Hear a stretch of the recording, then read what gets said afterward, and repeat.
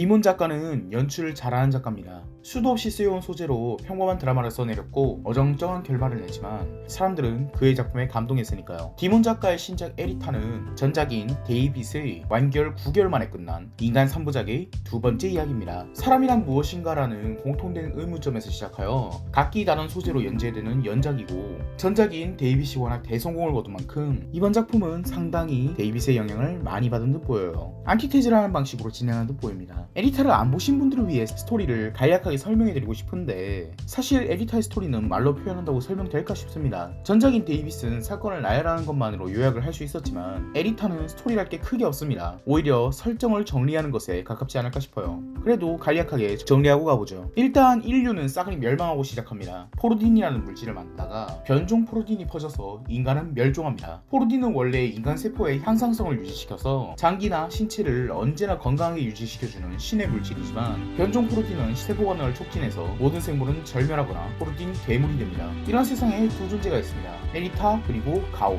가온은 인류 최후의 과학자 에드먼 박사의 딸인 에리타를 지키기 위해 만들어진 인공지능 로봇입니다. 그리고 그 둘은 포르딘과 괴물을 피해 인류가 유일하게 보존되어 있는 쉘터를 만들고 외계인이라는 구원자를 기다리고 있습니다. 실제로 구원이 내려질 확률은 미미하지만 할 수 있는 것은 이것뿐이니까요. 가온과 에리타는 포르딘 측정 활동이라는 사실 그냥 소품 비슷한 행위를 하며 에리타의 행동을 가온은 기록해둡니다. 그리고 불의의 사고로 가온은 포르딘 방어 기능이 손상되어 가온이 포르딘을 막을 수 있는 시간은 고작 200시간, 8일이 조금 넘는 기간입니다. 8일이 지나면 이 아이는 죽고 에리타만 남겨지겠죠. 그렇습니다. 사실 에리타는 이쪽입니다. 장기를 반영구 보존할 수 있는 포르딘 용해간의 뇌, 이쪽이 박사의 딸 에리타입니다. 에리타의 몸과 뇌 전부를 보존할 양의 포르딘은 없고 육신은 표본에 불과합니다. 가온이 에리타를 동영상으로 기록하는 것은 언젠가 에리타가 노화하여 죽더라도 외계인이란 구원자가 에리타의 행동을 똑같이 복원하여 몸을 만들어주리라는 희망 때문이었죠. 그럼 뇌가 없는 육체 쪽에 에리타는 어떻게 움직이냐고요? 이쪽도 프로그램으로 움직입니다. 성장과 노화 그리고 죽음까지 완벽하게 프로그래밍된 인공지능이 에리타의 육신에 실려 있습니다. 여기서 소개를 하나 더 드려야겠습니다. 이 사람은 김가온입니다. 가온과 에리타가 만들어지기 전 에드먼 박사가 사지가 절단된 군인의 정신을 복제하여 이식한 인간의 정신을 지닌 사이보그죠. 김가온을 복제한 그 기술을 더 업그레이드하여 딸인 에리타의 정신을 복제해 놓은 것이 지금 살아 움직이는 에리타입니다. 그리고 가온은 프로그램 에리타와 살아오면서 인간의 뇌인 에리타와 프로그램 에리타 중에 어느 쪽을 우선시해야 하는가 혼란이 옵니다. 이것이 간략하게 줄인 에리타의 10화까지의 스토리입니다. 20화 완결인 에리타의 설정은 10화까지에서 모두 농축되어 있고 이후로는 가온이 어떤 선택을 내리는가에 대한 이야기입니다. 그 이야기는 리뷰를 하면서 소개해드릴 테니 이제부터 에리타에 대한 리뷰를 본격적으로 해보죠.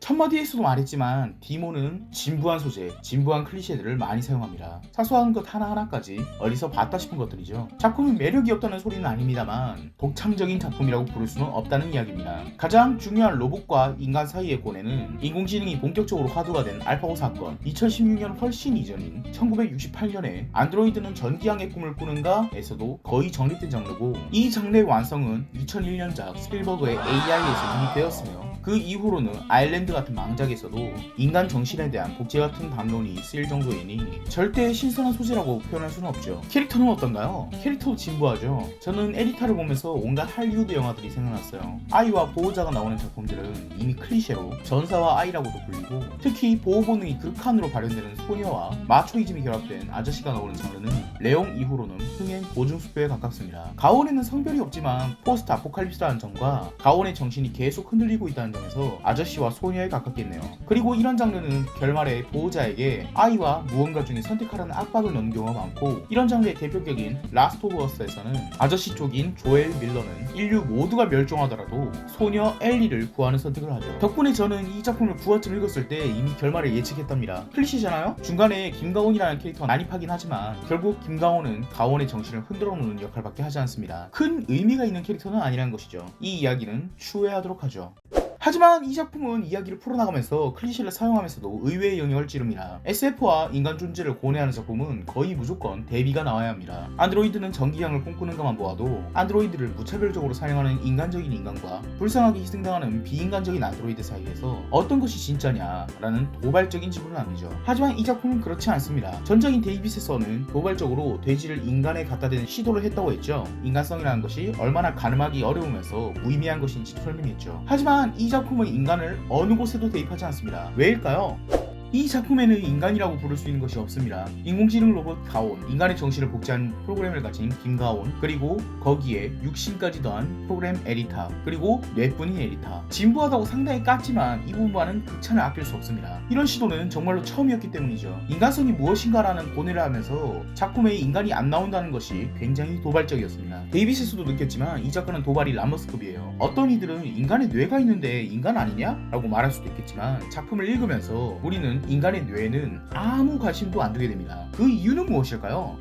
이 작품에는 맥거핀이나 쿨하게 넘어가는 부분이 많습니다. 가장 간단한 인간정신 복제 문제부터 이야기해보죠. 사실 이 문제로만 작품을 써도 될 정도고 오래전부터 화두로 대두되었던 이야기이기도 하거든요. 인간의 정신을 복제한다는 설정으로 망작인 아일랜드가 나왔을 정도이니 그 소재에는 꽤 의미가 있는 것이죠. 그런데 이 작품에서는 존나 쿨하게 대합니다. 만약 제 정신이 복제된 다른 개체를 만들고 제 본체가 죽으면 그 인간은 죽고 프로그램만 남은 것이다라는 쿨한 견지로 가요. 우리가 보는 김가온이 인간이 아닌 이유도 전장에서 사지가 절단된 김가온은 이미 로봇에 이식되기로 했을 때 김가온이 변신을 한 것이 아니라 인간 김가온은 죽고 그의 정신을 모방한 기계만이 움직인다는 설정으로 쿨하게 갑니다. 꾸준히 사건을 발생시키고 생각할 거리를 던져주던 데이빗과는 완전히 다른 전개죠. 그리고 포르딘 괴물에 대해서도 많은 담론이 오갔지만 결국 포르딘 괴물도 무엇이 어떻게 변했는지는 이야기도 없이 자연스럽게 퇴장합니다. 그냥 포르딘 괴물은 위협이란 개념을 실체한 맥거핀에 불과해요. 인간의 뇌인 에리타도 쿨하게 맥거핀으로만 남습니다. 인간 시절의 에리타가 어떤 아이였는지, 박사에게 딸 에리타가 얼마나 소중했는지 같은 서사를 줘서 인간의 뇌에 소중한 것이라는 당위성을 불어넣어 독자들에게 프로그램 에리타보다도 인간의 뇌 에리타가 소중하다고 서술할 수 있었죠. 하지만 작가는 그러지 않았습니다. 결국 이 작품의 주제 인간의 뇌 에리타는 인류의 희망이라는 소재 이상도 이하도 아닙니다. 이 만화의 주제 여러분이 이제 아시겠습니까?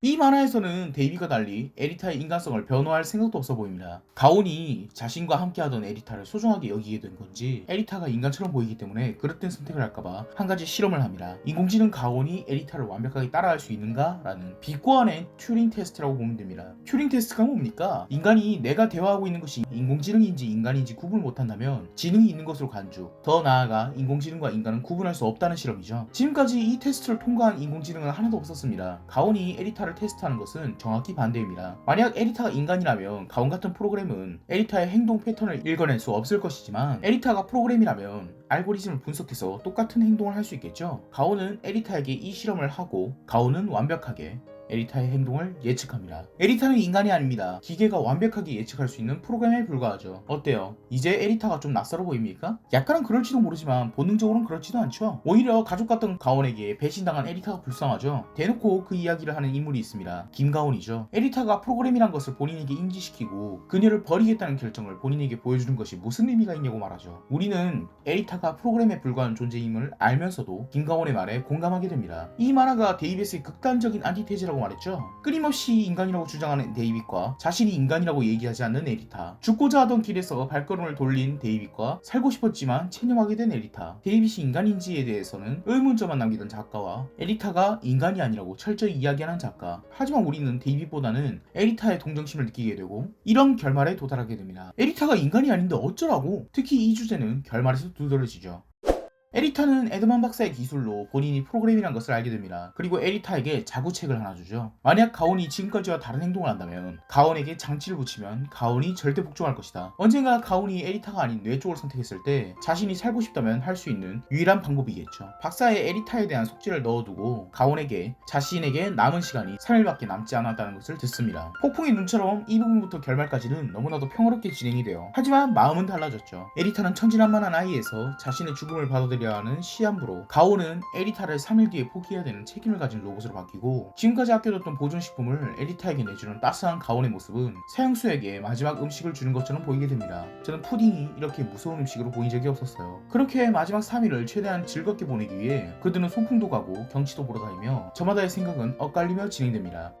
가온은 외계와 통신하고 있었고 에리타의 수명이 다하게 되는 바로 그 전날 드디어 외계에서 무언가 접근하고 있음을 알게 됩니다. 하지만 그와 동시에 지금까지 없었던 대규모 괴물의 침략이 옵니다. 외계 접근체와 접촉하기 위해 가온은 계속 통신기 앞에 있어야 하고 김가온만이 에리타를 지키러 갑니다. 하지만 김가온이 맡긴 역부족이었고 프로그램 에리타는 자신을 구원해줄 유일한 방주인 외계 접근체와 교신하는 가온에게 장치를 붙이며 부탁합니다. 가온과 함께 에리타를 지켜달라고.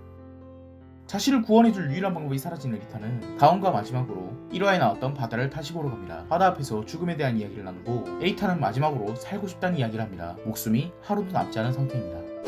에리타는 역설적으로 에리타에 대한 이야기가 아닙니다. 가온에 대한 이야기로 봐야 해요. 결국 가온은 선택을 해야 합니다. 마치 에드먼 박사가 받아들일 수는 없어도 선택은 해야 했던 것처럼. 그리고 가온은 에드먼 박사와 같은 선택을 합니다. 육신과 정신을 모두 보존하는 선택을요. 이제 에리타의 뇌는 반영구적으로 보존될 수 없습니다. 에리타의 뇌를 1년간 보존하게 변경해서 프로그램 에리타의 수명을 1년 늘렸죠. 그리고 가온은 에리타에게 내가 살아가야 할 이유를 알려줄 수 있겠냐고 묻습니다.